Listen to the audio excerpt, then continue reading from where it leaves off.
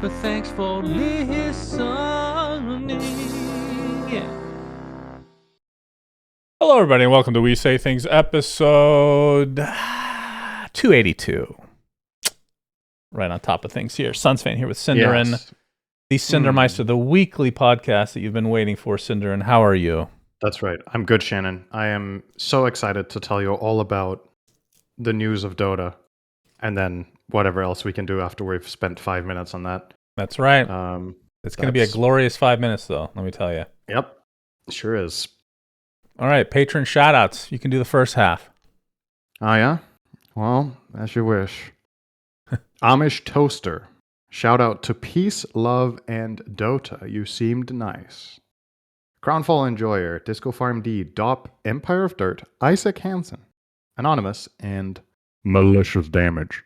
Thank you also to Pepperballs, Sons Nugget Boy, STGC Daniel, T Coil, the Mega Pope, Vlad, Let's Have Puppy on the podcast, Wagyu Hater, What an Aftertaste, and in 1916, during the Danish West Indies sale, the U.S. recognized Denmark's claim to Greenland, Mr. Niebling.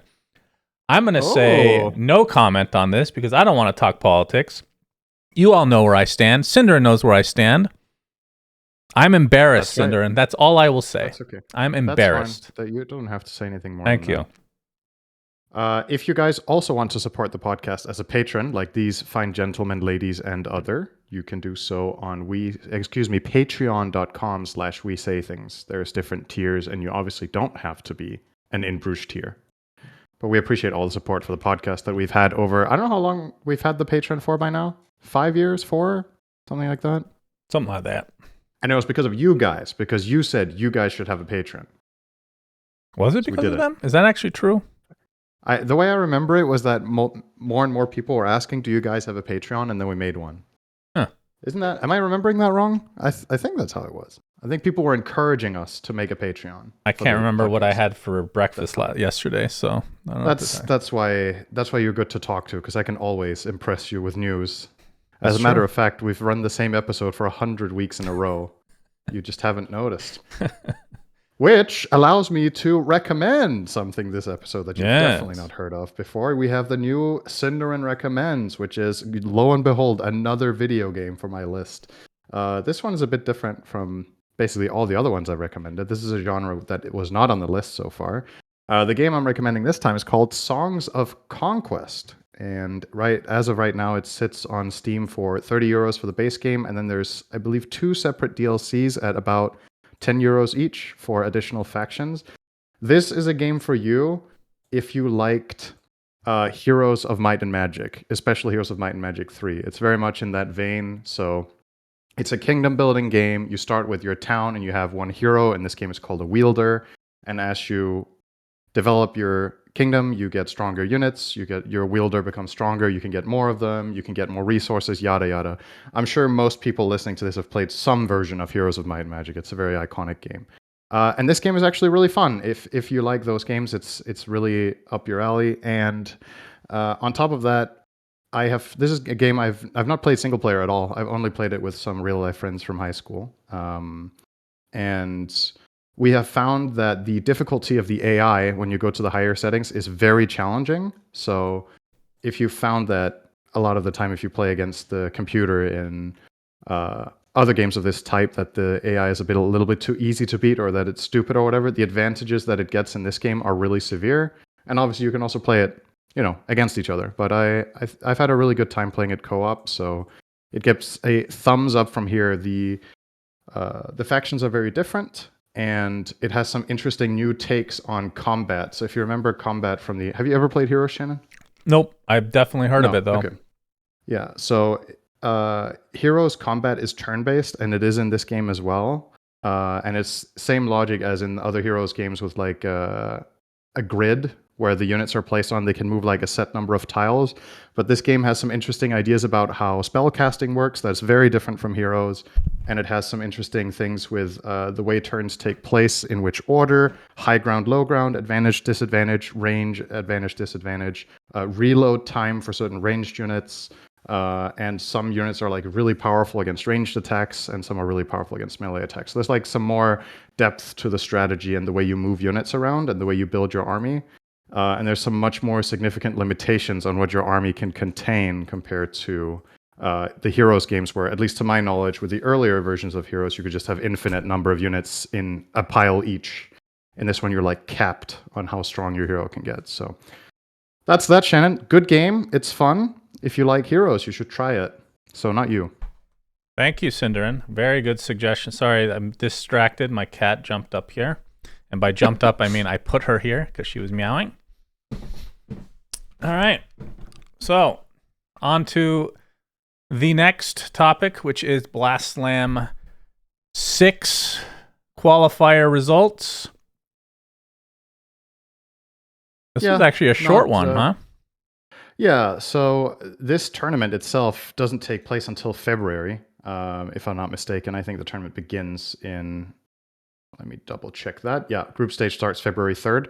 But yeah, the qualifier slots for some of the last spaces were taken. There's still some invites to be determined, but the qualifiers were carried out. So there was one slot for Europe, one slot for China, and one slot for SEA. I just want to quickly go over the main stories here. So the European qualifier, the most noteworthy teams in that one were Parivision, Virtus.pro, Na'Vi, Nigma Galaxy, and 1W team. Worth noting, Nigma Galaxy were playing with their new carry in Rin CQ in this qualifier. He is a Ukrainian carry player, so that has been an interesting pickup. Unfortunately for them, did not work out this time around. They got 2-1 in their first match and they were out. They lost to a very high MMR Eastern European stack called Cheeky Breaky with players such as Loranov, 1J, Hakoda, Malik, and Dark Lord. So these are like all top 100 players, I think. So a very strong stack. That team, however, did get knocked out by Parivision, which is unsurprising.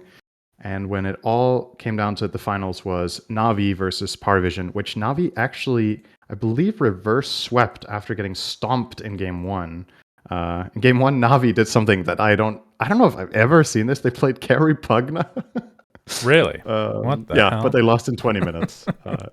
Supposedly, they said in an interview afterwards that it was something they had theorized but not actually scrimmed, but they thought this game was good for it.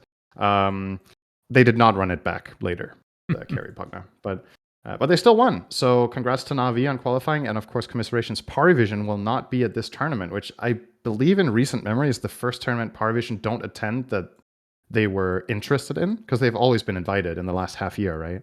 Yeah. But for this one, they had to qualify and they failed. China, the slot goes to Extreme Gaming. Other noteworthy teams playing there were Vici Gaming and Yakult. This one is a little bit more straightforward. Extreme didn't lose a game until the finals, and then they 2-1 Vici. This is, of course, the new Vici Gaming roster with Shiro, XM, WS, Planet, and Y. So a strong team, but Extreme are still China's finest. They won the third game in 92 minutes. That's crazy. Can you believe it? In this patch, I rarely see tier 5 neutral items, including in casting.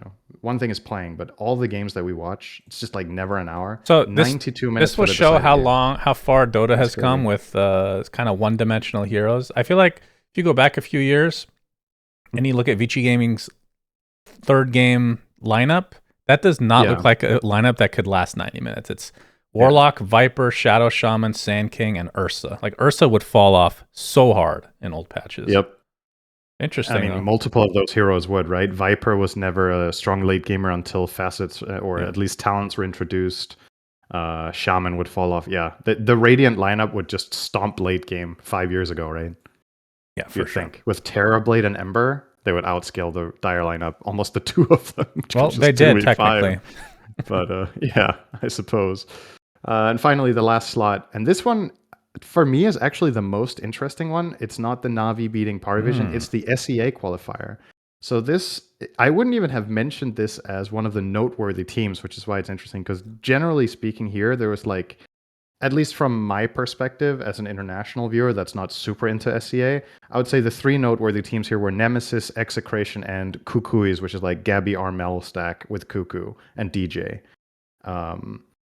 But neither of those teams actually won. It was Reconix or Reconix, I'm not sure how you pronounce it, a full Indonesian team with In Your Dream and FBZ. I don't know the three other players by name at all. So this is really exciting that we're going to see them in action. They clean swept the finals. They 2-0'd Nemesis, which is the Raven squad with John Will, Joe Cam, Mac, and 23 Savage. So Really cool stuff. The second game was a beatdown. The first game was really long. That was also over an hour, mind you, just barely though. But the second game was kind of a stomp. So yeah, that's cool. It's not often that we get to see a new team from SEA in a big international tournament. So this will be exciting. I hope that they don't follow the usual SEA trajectory, which is, oh, nice, new exciting team qualifies, and then they get either dead last or second to last. If I could pick a single region to, I know this is not going to be a thing probably, to just dominate for 1 year, my number one choice would be SEA, honestly. Just I feel like they have such passionate fans, and the fact that, I mean, yeah, we've had tournaments in Malaysia and Singapore, not the Philippines, for a long time because of, well, reasons with, I think it's drug related, right? So many players smoke weed, they probably can't, or they don't feel safe traveling there. I don't know what the updates on that are, but regardless, no idea. Philippines having some sort of a LAN would just be amazing. It's been way too long, and SEA, they just haven't been that good lately. And by lately, I mean for many years now. You know, OG is coming back. I know. That's what I'm saying. So yeah, it would be cool. It would be cool if they did well. And they don't need to like own all of their, like have like an amazing season or whatever. If one of the teams could win an event, yeah, or get to the finals, that would already be really cool. Because I think an SEA team in a major tournament, I don't remember the last time that happened.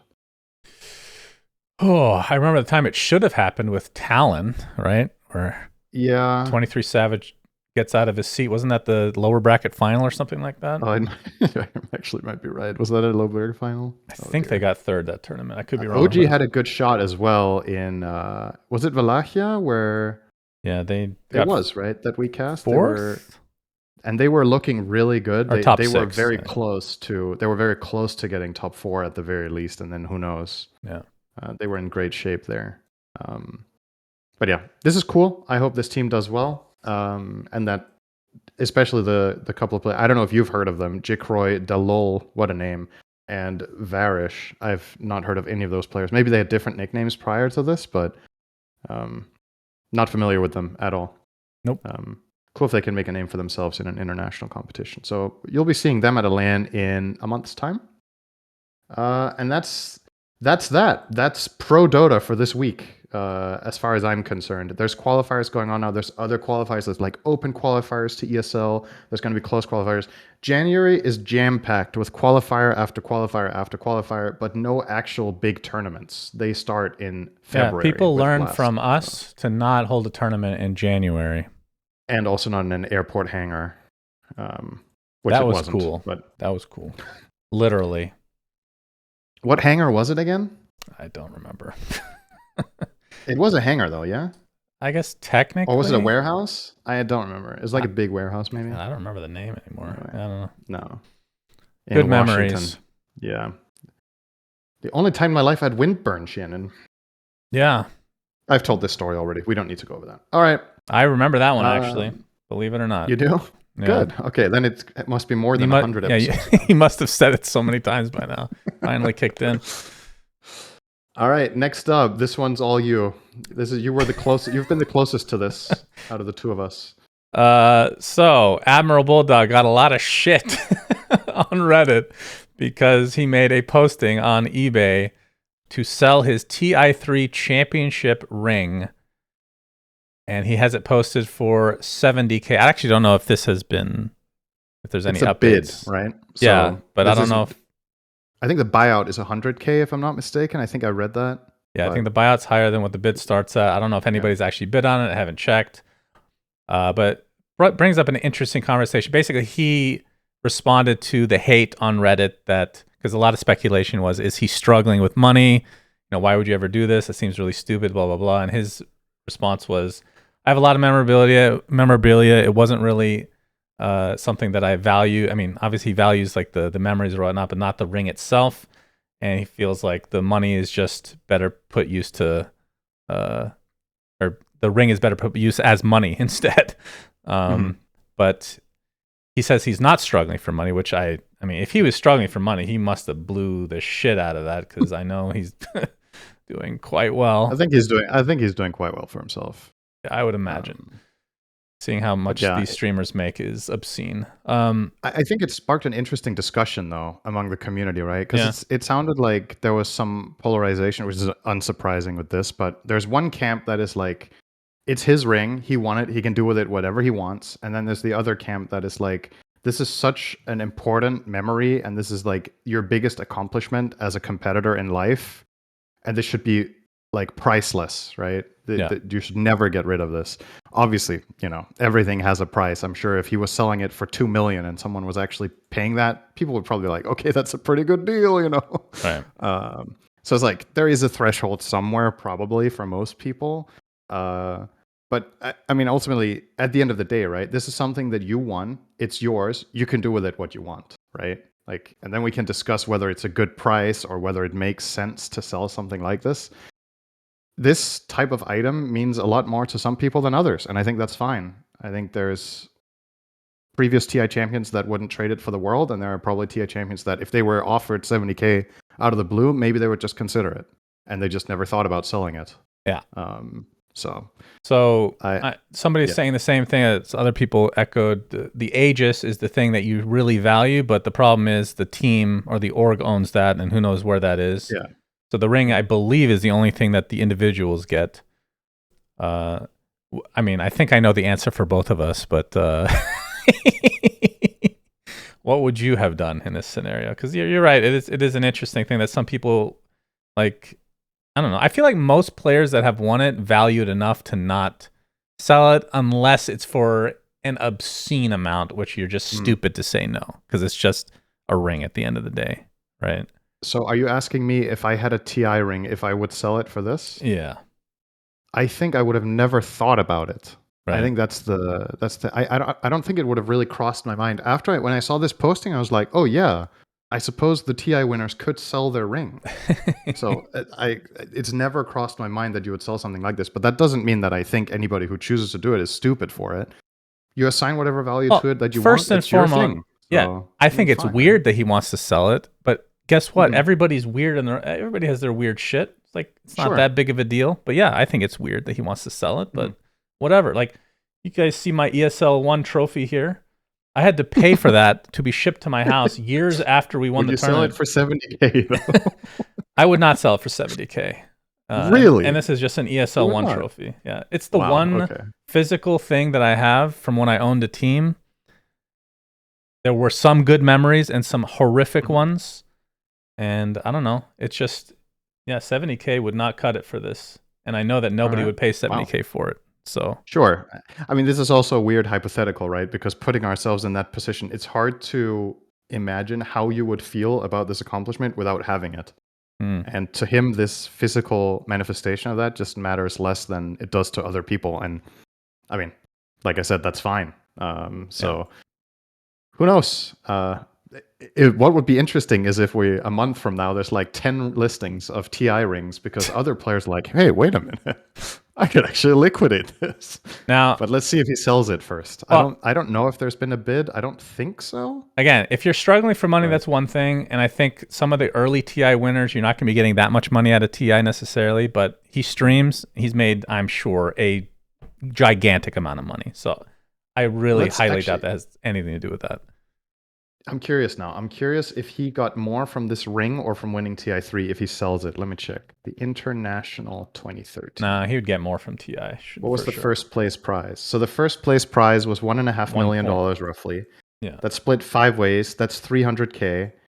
And then, I mean, I'm assuming the tax rules would be the same, right? So if it's taxed the same percentage, whether he sells the ring or winning the tournament, and this is without org cut, so there's probably an org cut too. So who knows? Maybe he took home somewhere probably between $200,000 and $250,000 for winning TI3.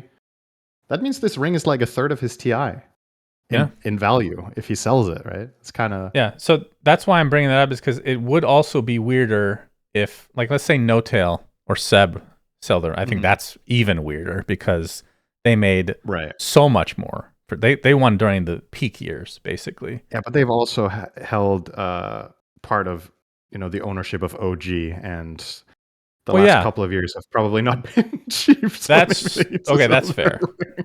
That would be a really, really bad sign. It would be a bad sign if Seb and No Tail suddenly are both selling their rings while OG are struggling. Yeah. That would be something. If this was just to name a random player from their own team who I haven't really heard from since a long time now, it's like EGM. He didn't become a big streamer, so I don't know what he's doing. So if he sold the ring, I'd be less, weird. That makes sense. Yeah, I could see that. Alarmed by it, but because it's Also Bulldog yeah, like some of the TI winners just aren't very attached to the game, to our knowledge anymore, right? Yeah, that's fair. Then it's easier to imagine it matters less to them. But yeah, that was a little bit of a fun story and a conversation starter for sure. A lot of people were very passionate about this and giving their opinion, at least on the Dota 2 subreddit. But I think all in all, you and I are pretty much in agreement that whenever you win and you earn something, it's up to you what you want to do with it. We can disagree about whether we think it's a good choice, but I think the fact that this is sellable, I don't think either of us is like appalled. Let's put it that way, that he chooses to do this as like that's unacceptable or no, not at all. So to each their own, as we say. Yes. Okay, next on the docket is something I feel like we've done before. Have we not? Have we not done this? The tier list? Have we not done this before?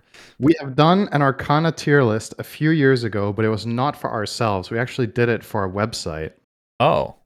They paid us to do a tier list, if you remember. It was a sponsored 45-minute video, I think, where we ranked at the time, Arcanas. Now, there's been multiple added since then, and neither of us remember shit about how where was this posted? The original one? Yeah, is this a YouTube video somewhere? It was posted as a YouTube video, and I believe they posted it in an article as well. Oh, okay. It's been a while. That sounds familiar. It's good if you don't find it. It's good if you don't find it, because then you don't remember and you have no biases here. Yeah. So what we're going to do is we're going to rank, and let's put some criteria here. There's 24 Arcanas on this site, which is all of the ones that exist in the game currently, excluding whatever teased Shadow Shaman shit there is. We are going to rate them on... I mean, I guess we should agree here. I'm not going to set the rules. I would suggest we rate them on overall quality of voice acting, how much they change the hero and how cool that is, and custom abilities. So like the sum of those parts, if you will. How about how cool it is? Because we're going to forget so many aspects of the Arcana. A lot of these come with like random ass shit that we won't remember. So sure. Okay. So let's do them left to right. We're going to be moving these, I'm sure. Left to right, sure. So first up is the companion cube for Io. This one's really hard when you don't already have a criteria set and other Arcanas on the board. So I think this one's going to end up moving. We move this to C to start. I think this is better than C personally, but we'll see. No pun intended. After these next ones. Okay.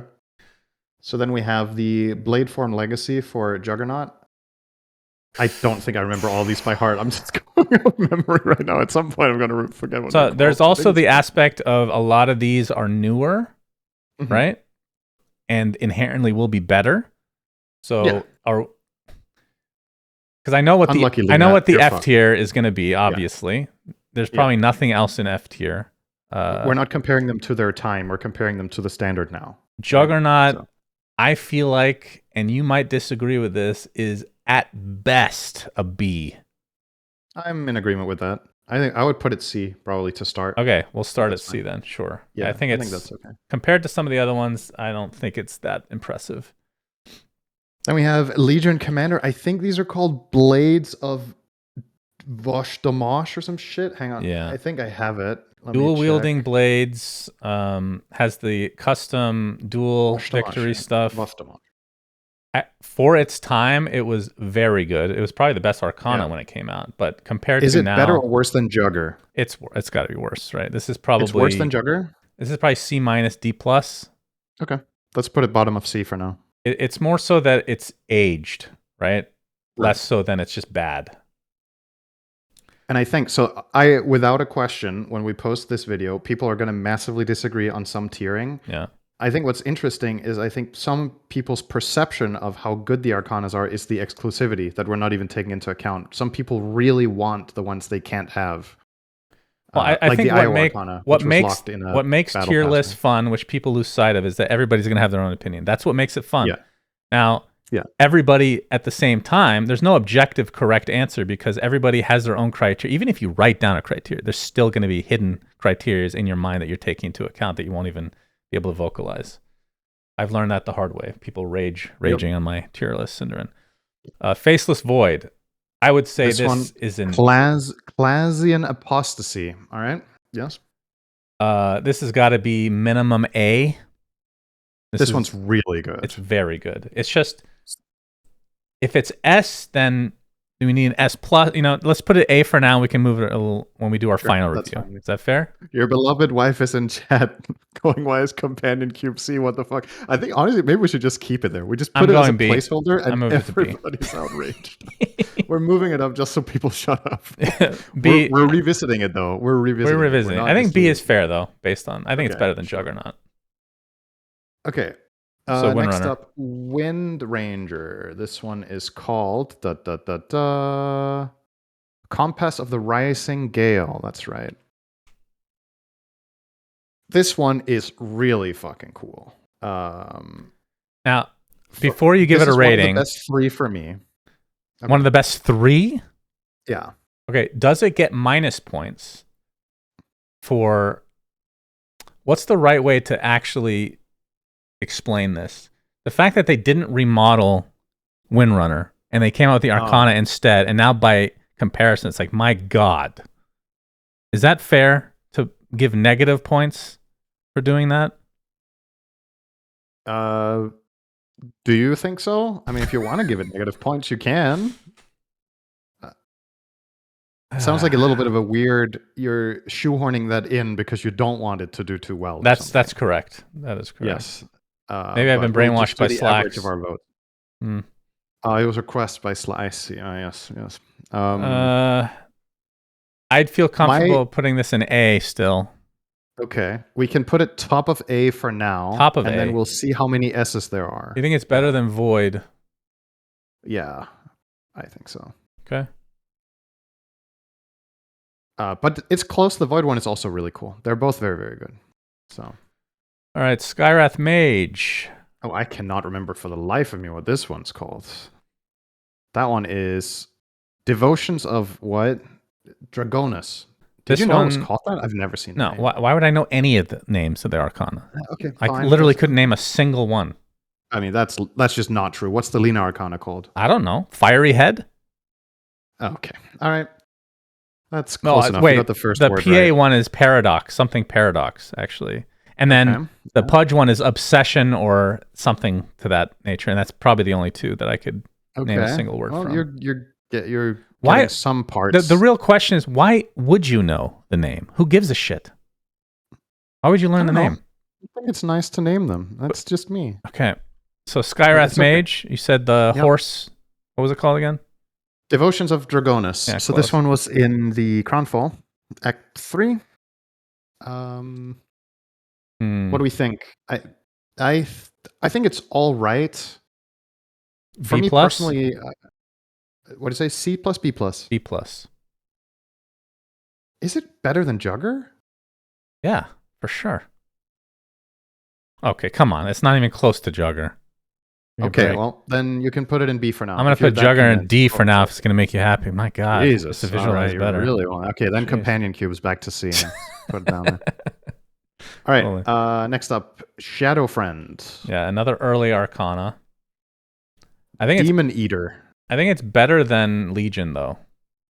Maybe here in C. Shadow Fiend was pretty cool. Yeah. Yeah. I liked him. Do you think? I think this one's better than Jugger too.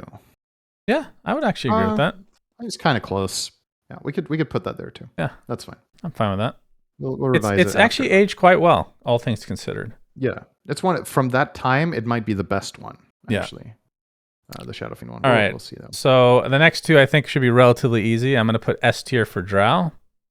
So we have Drow Ranger, and this one is called Sunsfan TV.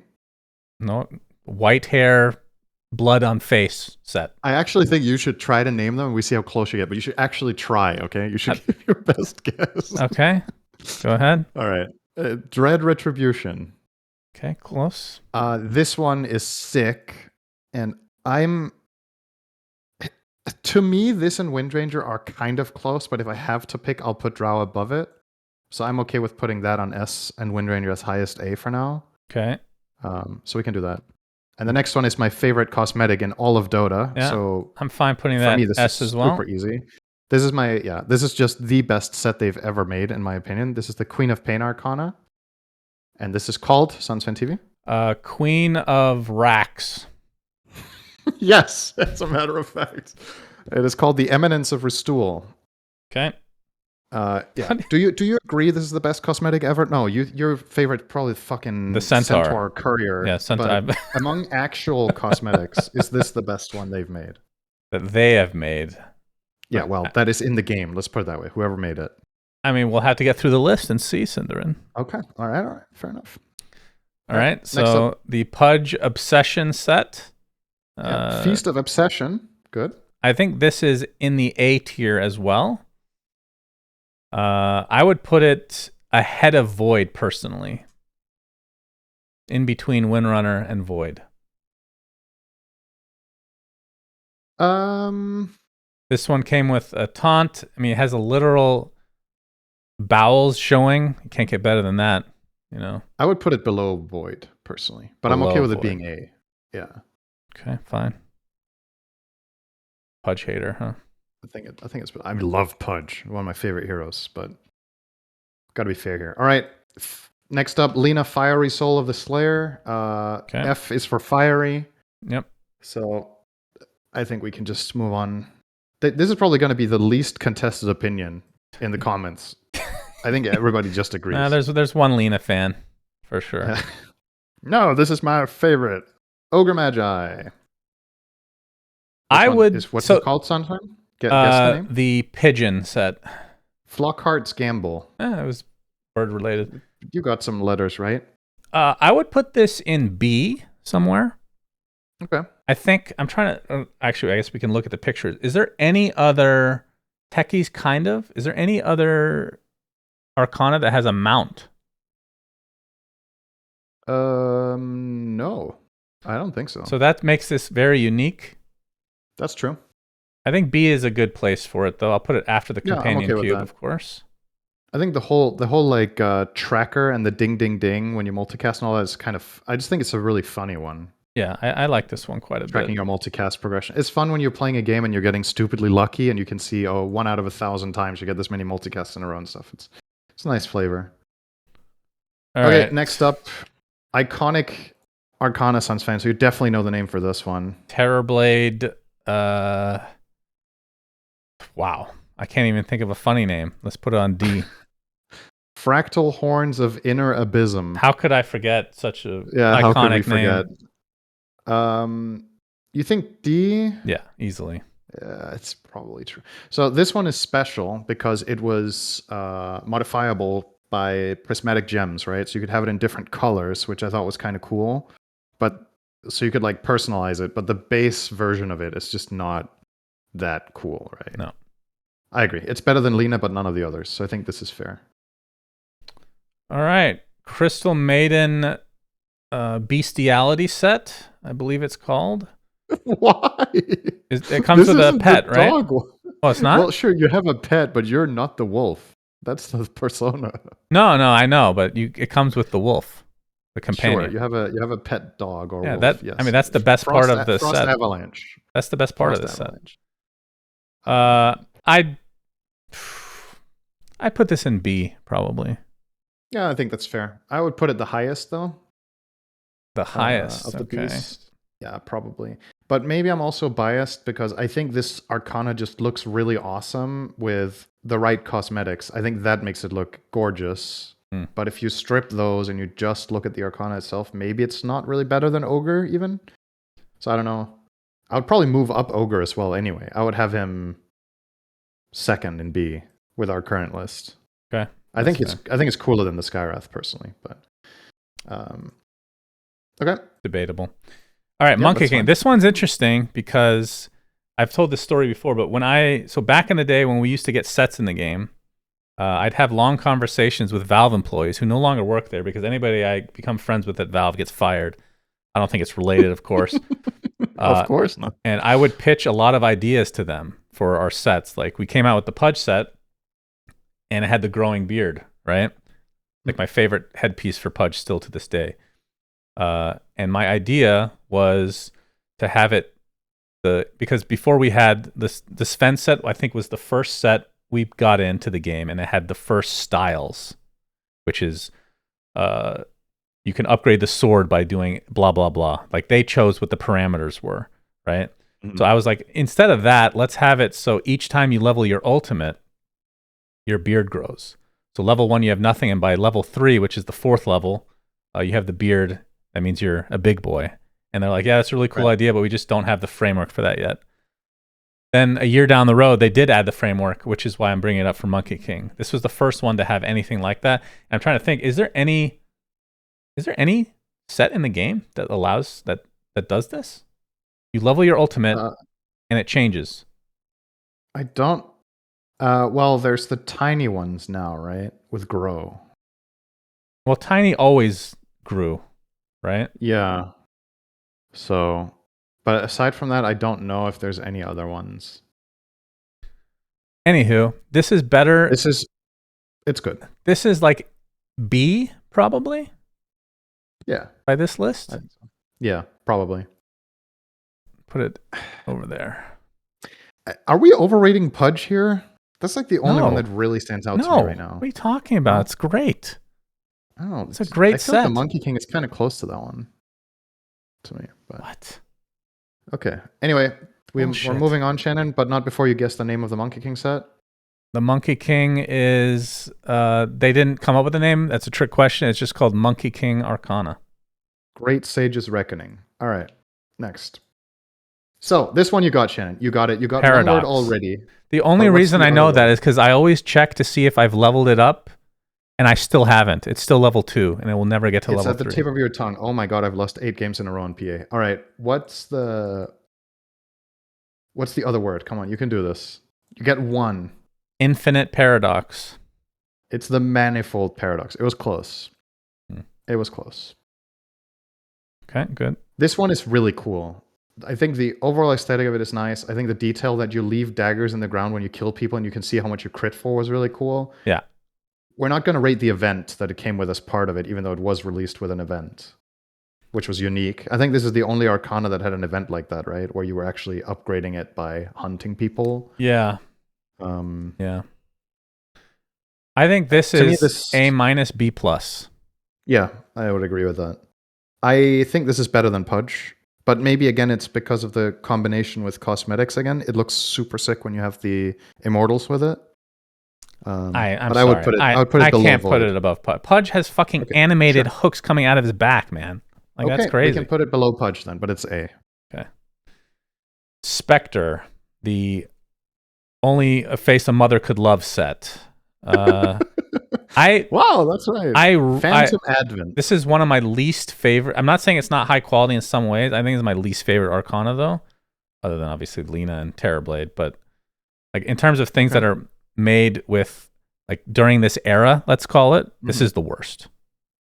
Does that make sense? They came out with a new voice, which was just, I mean, I don't know what they could have done with the voice, but it was whatever. Right. And I genuinely think the base Spectre looks cooler than this. Okay. I would put this C minus tier, personally. Yeah, I'm kind of on board with that. I'll just let you choose because I'm in that region as well.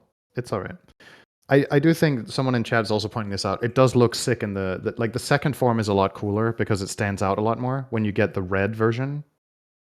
The bloodied Phantom Advent, but when you get a lot of kills. I don't know if I've even seen that one, but I'll assume it's true. Not too many people. I think it's pretty hard to get that one. But yeah, that one is cooler. Effectively, it is the exact same one, just in red, but it does look very different. Still, this is fine. Let's leave it in C. That's okay. You got this one. Earthshaker. Come on, Shannon. It's one word. Planetfall. Yes. Oh, I get it. I got it right. Holy shit. Yes, we actually got Oh, one. man. That's right. The Planetfall Arcana. This one, so Quite which good. year is this from? It was from a battle pass. Was it 2018-19? Yeah, I can't remember. If my initial 2019, I thought think. is it is between Void and Pudge in the A tier. And it's very It's good. very high up at least. Very Yeah, good. I'm okay with that overall region. It's very, very good. The ulti is probably the coolest effect in the entire game though. So I wouldn't be opposed to even putting it as the lowest S or highest A. It's Okay, very cool. we can put it But highest the Void A. is also good. So I don't That's know. fine. Well, yeah.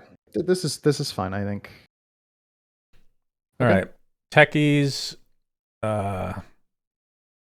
rambunctious bombers set. Swine of the Sunken Galley. That's right. I completely forgot. Close. This one's again the early Arcanas. We have to give some grace to. Yeah. This one's pretty meh though. This could be like a D potentially or this C is also minus. bugged, right? Like I think some of the sales points for this set have been bugged almost since it came out. It was supposed to like pop up on your screen when you got hit by a mine. Techies was supposed to pop up and laugh at you or something on the enemy team, right? Really? And stuff. I think some of the, am I tripping? Someone in chat has to help me out with this. I remember it being one of the sales points was that when people died, techies popped up on the victim's screen, right? Am I completely out of it here? Oh, I don't remember that at all. Wasn't there something? And I think there was. Was there another thing that's bugged about this? I just think this isn't. This Arcana is not fully working the way I remember it being originally put in the game, at least, which would make it better. Okay, it's being confirmed in chat. There was a pop-up above your minimap with techies after you got killed by mines. He was popping into the screen. Kind of like your kill streak animations in Relic Arena, actually. So similar logic. Where would you put it then? D? I think it's worse than Spectre, so you can choose the letter. All right, we can fill up the bottom a bit. It's definitely better than. I mean, I don't want Terrorblade to be ahead of anything other than Lena, so leave that there. Okay, Zeus Arcana, the Thunder Bringer. That's Han Hero set. Yep, that's Zeus and Han. It's pretty close, right? Hang on, what is it? Wait, where is this?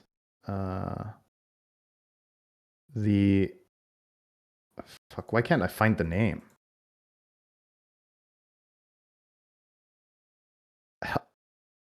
Is it just called Thunder God? No way, right? Did I actually get that right? Exalted Tempest Helm of the Thunder God is the name of the Arcana helm. And it's just the head slot, so. Okay. Oh, anyway. I think this one. Oh, go ahead. I've been going. You're floating in a cloud, first of all. Yeah. So this makes you hover. It has really cool. I like the voice acting on this, or like the reverb, or whatever you want to call it. The custom voice work is nice. I like the sounds. This is definitely in the. I would put it like at least upper half. But then after that, I'm unsure. But this is good though. It has the different lightning bolt effect, right? Yeah. Different Thunder God's Wrath as well. Yeah, I always like this one. Obviously, it has been outclassed by some of the newer Arcanas, but I mean, I'd put this in the same tier as like the Monkey King, probably somewhere in the B tier. I still think Skywrath is overrated. I think it's definitely better than that one. I don't know why you're hating on Skywrath so much. I like the Skywrath. I really like Skywrath. I just don't think the Arcana is that good. I would probably put Zeus on par with like Maiden and Ogre. Okay, fine. And I still think Skywrath needs to move down, but we'll get to that. Yeah, we can get to it. Yep. Okay. All right, Rubik. This one is a very interesting one, right? Yeah. So I think this one is hard to rate. With the model itself, it's probably mid. What's it called, Shannon? Oh, the Elon Musk might actually set. This. Oh, okay. That was not a serious guess. The Mega Cipher. Mm. Do you not remember that when you hear it? No. What the fuck, Cinder? Why would I know any of the set names? It's fine. Dude. It's fine. You remembered Planetfall. Okay. You remembered Paradox. Okay. You remember some of them. Barely. Like, I don't remember the sets that we got in the game. Literally. Yeah, that's a bit sad. Blade Keeper. Okay, I do remember that one. What was it called? What was the full name of the set? Something of the Blade Keeper set. You're kidding me. Hold on. It's your most successful cosmetic you got in the game. Something of the Blade Keeper. What's the letter? What does it start with? B. Balance of the Blade Keeper. Good. Set. Okay, right, there you go. Or was the Pudge more successful? I actually don't know. I don't know either. Anyway. Okay, so the Rubik one, the effects are what makes this crazy, and I know you're going to disagree with this, but I think this is an A+, because it changes every effect for every hero in the game. Right. That's fucking awesome. That makes it close to S tier, but because it doesn't have the model animation, like the same level of quality as Quap and Drow, I put this A+. I'm okay with that, I think, overall. But you knew I was going to disagree, so what am I going to say now? That you disagree.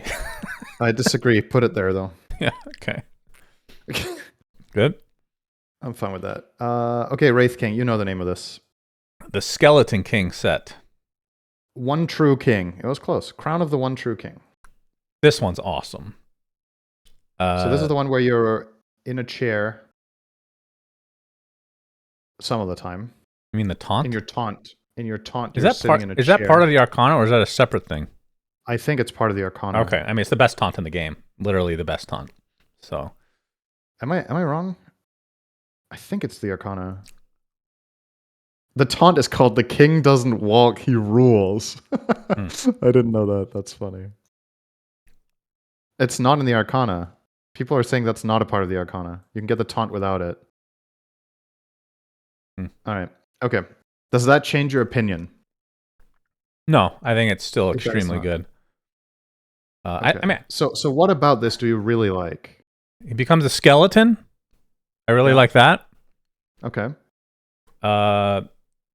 Some of it's nostalgic though, because it changes the effects back to red instead of the green, which I never liked personally. Right. Like burning effects. Yeah, like I would say that this is firmly in the A tier. I just don't know where I would put it. Maybe after Void or after Pudge, perhaps. Do you know this has two versions, right? Does it? Yeah. When you need to harvest the bones of different unique heroes. Do you remember that? Like the map?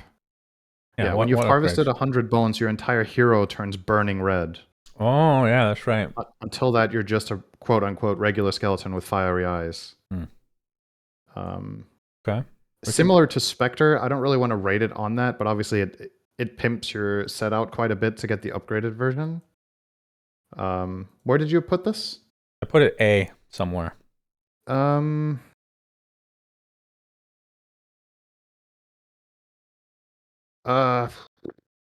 Yeah, it's probably low A or below something like Maiden, but what? That's okay. Below Maiden? We can do low A. That's fine with me. Low A is okay. I was gonna put it ahead of PA. All right, that's fine. We're not going to fully agree on everything. As long as we're somewhat in the same ballpark, that's already impressive, honestly. Okay, you know the name of this one. Razor. Definitely don't. Thunderhead. Voidstorm Asylum. Close. I actually did not remember that at all. I mean, to be fair, I've remembered maybe like a third of them. I'm looking them up, okay? It's not that I know all of these, don't worry. But some of them you gotta know, man. Like Planetfall. Luckily you knew that one. This one... What do you think about this one? This one's extremely good, and it has really cool VFX. You're gonna disagree with this. I think this is... God, you really are gonna disagree with this. I think it's between Earthshaker and Windrunner. Yeah, I'm gonna disagree with that. Yeah. I love this set. So for me, part of this, there's some nostalgia here with it being like the Lightning Revenant from Warcraft 3, right? Which is what they're going for, obviously. The whole, like that style. I think this is worse than Void, but I think it's better than Pudge. So if you want to do the average, then you put ahead of Void. Fine. Yeah, that's fine. All right, Venge. The Crownfall Final Enjoyer one. set. Vengeful Spirit, and this one is called Dun Dun Dun. You got it, Shannon. I said Crownfall Enjoyer. The Resurrection of Shen. Yep. Yeah. All right, so this one, out of the two Arcanas that were in that Crownfall, it's obviously the better of them. Yeah, I would agree with that. Which version do you think is the coolest one? I don't know, actually. I'd have to look at them again. But yeah, the third version three, is right? a different hero and entirely. The gold, right? and then it has the Queen Imperio, right? Yeah. Yeah, I think it's... The styles are very cool. It's super high quality. Does it actually change? It must change something, the VFX, right? Is it swap or something like that? I think it changes all your spells. Oh, does it? If I'm not mistaken. Yeah, this one I could be wrong. This one I would say is roughly around the Razor Void area in the A tier. Yeah, I could see it. I think it's worse than... I don't know, man. Some of the styles are really cool. But I would say below Void, maybe. Okay. All right. Okay. So what do you want to change here? So this is where we stand right now for audio listeners. Current S tier is Queen of Pain Drow. A tier is Rubik, Shaker, Windranger, Razor, Void, Venge, Pudge, Wraith King, PA. B tier is Crystal Maiden, Zeus, Ogre, Skywrath, Monkey King, IO. C tier is Shadow Fiend, Juggernaut, Legion, and Spectre. D tier is Techies and Terrorblade, and F tier is Lena. I think we should move some A's down. You think it's too top heavy? It's too top heavy. I think there should be one more S, and I think Lena has to be alone in F. So I would move one up, and I would move two down, and then we need to discuss IO. Wait, did you say 3S? I missed that. Yeah, I think there should be one more S. Really? Personally. Yeah. Well, I'm not agreeing to Windrunner, so... No. So... I mean, okay, you know what? Maybe we don't put another S. Then I think the top of A needs to be moved a little bit. So... I mean, it's kind of hard, honestly. I mean, they've made a lot of good sets. This is quite... And a lot of the lower ones are mostly age-related. I think the two that stand out to me as being the worst of the new era, if you will, is Jug and Spectre. I think it's unquestionable to me. You really hate the Skywrath. I think it's good. I don't think it's amazing. All right. But I think B tier is fair for that one. I would say if I had to move one down from B, it would be Skywrath or IO to C. We're not moving IO. Okay. I feel like Sky what we is can it that do people top of love C. so much about the IO? Is It's it because they love Portal? Yeah. Like, okay, let's say you've never played Portal. Okay, you don't know the game, and you're just comparing the Arcanas for what they change about the hero and what they do. I don't think IO is that cool. Am I wrong? syndereN, you're wrong. Okay. Like, it's okay to be just so dead cool? wrong on something, but you're dead wrong. It has a cool death animation sound. It plays the music from Portal. It's cuddly. Yeah, but you don't know Portal. Of course I do. I played it. No, I'm saying, God damn it. This is a hypothetical where you don't know Portal. How about a hypothetical where you admit that you're wrong and we move on to the next thing? Sure. Okay. You can keep it at B. Fine. A tier does look a little heavy, though, I will say. It does, but at the same time, I'm looking at it, and I don't really want to move any of them down. Yeah, they're all really good. They're really good, and it's good if there's so many that are good, right? Okay, how about this? That's how about fine. we take if a set, because we talked about how this criteria is kind of muddy because there's old sets that haven't aged as well, but there's new sets that should be better than old sets and they're not. So what about a proposal here to move Juggernaut and Spectre to D? Because for the technology that was available at the time, these are not good, I think. That was not the... I don't care. That was not the I want to put criteria more we in set D. the start. I want to put more in D. Because you like to be negative. You just want to put more stuff at the bottom. How about this? I let you pick one to move down and the other one stays. Is it Jug or Spectre? Or Legion? It's not Legion. Worse? Of course it's not Legion. Okay. All right, we'll do Spectre, top of D. Okay. Okay. Is this the list? I guess so. I mean, I personally think the Razer one is higher. But I know you're not a big fan, so that's okay. I personally think Rubik is lower. I think those are probably our biggest difference. I'm surprised how in agreement we were, all in all. Yeah, it's relatively close. Yeah. Okay, final list. Give your comments in the video. S tier, Queen of Pain, Drow. A tier, Rubik. And this is obviously in order. So high, mentioned earlier is higher in the tier. A tier, Rubik, Shaker, Windranger, Razor, Faceless Void, Vengeful Spirit, Pudge, Wraith King, Phantom Assassin. B tier, Crystal Maiden, Zeus, Ogre, Monkey King Io. C tier, Skywrath Mage, Shadow Fiend, Juggernaut, Legion Commander. D tier, Spectre, Techies, Terrorblade. And F tier, our good old Lena. That's right. Good job, everybody. As usual, we're seeing from the live chat as we're streaming this episode, people will generally post outrage over agreement. So everybody has been very negative, but I'm reading between the lines and I'm seeing a lot of, okay, they didn't flame us for 3/4 of them. So we probably did a pretty good job. And then they just have bad taste in the last quarter, which is fine. That's good. That sounds good. That's good with me. All right, let's move on to a non-Dota related subject. It's funny because you were asking me to fill in the outline a bit with a tech related thing because it's been a while, and I chose this, and then I saw on Reddit after I chose this that they were using this to showcase a Dota thing with Lenovo's new laptop. It's a concept called the Legion Pro Rollable. I'm going to play the video now. Essentially a regular looking laptop, and then click of a button, it gets wider from 16 inches to 21. And then you press it again and it becomes a 24-inch widescreen laptop. Very interesting concept. And the screen dynamically, like the image is dynamically expanding together with the screen. So you're just seeing more. Yeah, right? And they're not playing Dota. They are showing a video of Dota, which is funny. Right. It's just showcasing some of the things here. And the funny thing about this is I went on their website, which I'm not going to go there now, but the way they describe it is this is a gaming laptop. It's for professional esports. I'm like, why would you ever want widescreen, ultra widescreen for any professional? Like maybe for like driving simulators or something of that nature, but for like the esports that we think about, Dota, Counter-Strike, whatever, you're never going to want something like this. Now, when I look at it though, and again, this is just a concept, I think this is more interesting for just browsing and using like Excel and different productivity. I feel like that is very helpful. And for watching, but for gaming, stuff, right? Like home cinema, whatever. I mean, it depends on the aspect ratio, I guess. I suppose. But yeah, like a little mini theater, I suppose, is cool. Yeah. But for gaming, completely fucking useless, in my opinion.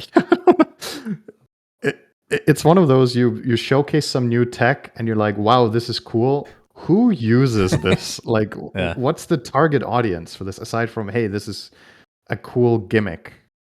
Because for me personally, I played on laptops for many years. And if this was accessible to me at the time, I don't think I would have bought a laptop that could do this.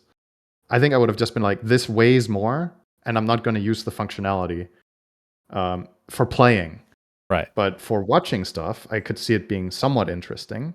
So maybe I'm just the wrong person for this, but I mean, it looks kind of slick when imagine you do it. Being in the middle seat of a plane and you put this on your lap and it just overlaps both people next to you. What kind of a piece of fucking shit would you be? Or even if you're in the aisle, like the attendant coming down with the cart, they'll bash into this fucking thing and break your laptop. So it's not even realistic for the plane. But I will say this. I know this is not a dual screen necessarily. There actually is another concept for a laptop where you get a second, like it folds up and there's a second monitor above. Like having this extra space for, like if I'm just working productivity wise, I think it's extremely helpful and I could see some benefits there. But obviously like something like this is going to be astronomically expensive and just not worth, and you'd be better off just getting a second monitor that you can hook up to your laptop, which is a bit, it's going to be a bit more annoying to set up and whatnot, or just take with you. But It's The an other interesting concept. concern I have is when you think about laptops and what struggles they have with running high-end games at maximum settings with the hardware that you have inside the laptop. I think you increase the requirements for running games quite significantly with these additional pixels on both sides. This is like, what does this look like to you? To me, it looks like a 20:9, maybe. I think aspect ratio. I believe it was 21:9. 21:9, right? That's 21:9 that it is. I just yeah. If you're gonna play on this, that's the other problem. Can the computer itself actually run games where you use that monitor on max settings? Is the hardware strong enough? I mean, for gaming, it's completely useless. But you have to think of it from a marketing standpoint. I'm trying to think from their side of things. Like, is it possible to showcase this in a cool way that's showing, hey, I can have multiple windows up side by side. Look at the Excel spreadsheet. Instead of just playing a game and saying, oh, that looks showcase it with that voice acting too. Yeah, well, I'm available anytime for any marketing for whatever company wants me. But yeah, gaming, useless. Yeah, I don't know. It's funny to see. I think this is not going to take off whatsoever. It's like a proof of concept, and then maybe they get a different idea with it. But I think this laptop won't sell. Let's end on this because we've actually hit our hour mark somehow. Wow, would you look at that? You say that you don't think this is going to catch. You say this is not going to catch on, which no, I don't think so. I don't think so either. But I will say something that is starting to catch on now that the technology has gotten better. And I mean, I haven't really considered it for myself yet, but it's getting to the point where I'm like, maybe I'll start considering it. A foldable phone. Have you seen a lot of what they have coming out these days? Because it's looking pretty legit, actually. I think the main issue for me as a consumer is I'm not using my phone for stuff that, I mean, maybe that changes if I have a foldable phone, but I feel like I'm on the computer enough and have access to my laptop that I don't need something like that. But those foldable phones are looking super legit now.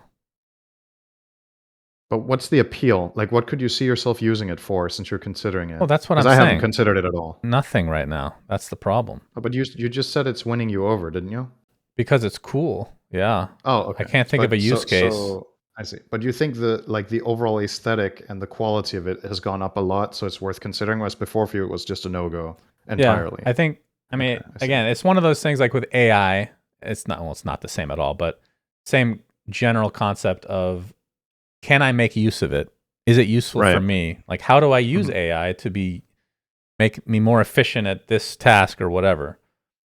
For that, I don't know, because I feel like most of the time I'd be using the phone the way I use a normal phone, just looking at the time, checking a message real quick, where I'd rather just have a regular phone then, because inevitably it's just going to be thicker. I'm just using a thicker phone for no reason, unless I find a use case that's interesting. Haven't thought about it enough. Have you seen other people use a foldable phone and you've been like, that's smart? Not a ton, but not yes. for me. Like where you're like, oh, I could see why they like it for this. I don't care about that. No, I've seen it used a couple of times in public, but I haven't really paid it. It's not like I see them watching porn or something. No. Oh, that's smart. They get the widescreen for that. I mean, that's the thing. Like even with the foldable phone out, like when it's all maxed out, it's not even better for watching stuff because the aspect ratio is all fucked. It's like a square at that point, right? And once you're folding out, let's say you're folding out a phone because you want to watch something in higher aspect ratio, you're like 2/3 of the way to a tablet. Yeah, no, so that's what I'm saying. You'd rather have a tablet. It basically is it is a tablet built into your phone. But that's what I'm saying. For me, I don't even have a use case for a tablet, really. Like I had an old tablet that I've had for 10 years. It's a piece of shit. I barely used it back in the day. We just hooked it up downstairs for our karaoke thing that we have. Like a ghetto, like the website is on the tablet. That's literally the only thing it's used for. And that's all I've ever found use for this in general. Like, I don't know. I'm sure other people can think of things, but for me specifically, I could definitely see anything. I could definitely see the appeal of the tablet where I want to use an electronic device. I want to be on some sort of internet device in bed or on the couch, but I don't want to sit with a laptop. And the phone is too small to watch stuff on nicely. I think that's a nice intermediary thing, so I get that.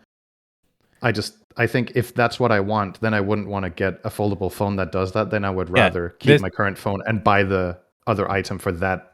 This could also be partially user error on my part, because the way that I have found, and I'm not saying, I think Windows 11 is garbage. Okay. It's like every other generation of Windows is great and the other one is garbage. But when I'm using my phone, I find Android to just not be great for stuff that I want to do. Everything is an app. Like I just want to use a computer on my phone. I see. Right. So that's where it could be useful, but then like they don't make Windows phones anymore, right? So if it was somehow Windows, then that was a disaster. Yeah. But maybe you would like a tablet. But that's the thing. I feel like I'm just old in this. Like, even with this video I was trying to find of this freaking laptop, these are YouTube shorts. Do you guys actually watch this dog shit? This is actual brain rot garbage. Like the fact shorts that in general? Yes. I watch sometimes. It's like 10, 15-second videos. Like, how has this become the norm on YouTube now? It should be, man, I miss the old days.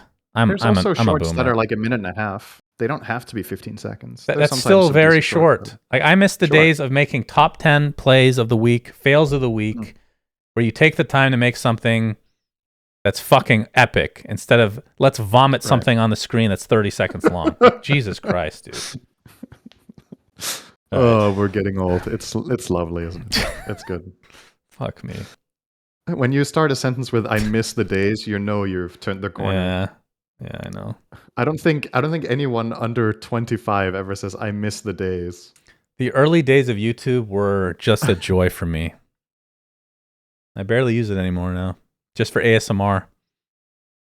Yeah, that's good on tablet, I've heard, or on a flippable phone. Yeah, especially when they're whispering in your ear and everybody can see it on the plane. That's my favorite part. Well, if you flip out the phone, maybe the speakers can reach both ears. I need to get this laptop so that they can both the people sitting next to me can see the whispering in each ear independently. And that's both people sitting next to you can see Amaranth licking the microphone. Amaranth, no, she's not very good at ASMR. I've tested those waters. You need professional ASMR artists, as they call them. You know. That's good. All right, that'll do it. Thanks for watching this Not Safe for Work episode of We Say Things. Until next time, Suns fan syndereN. Sorry, I mispronounced your name. Bye. Signing out. Goodbye. I have many names. Bye. We Subscribe. say things that don't mean anything, but thanks for listening. Yeah.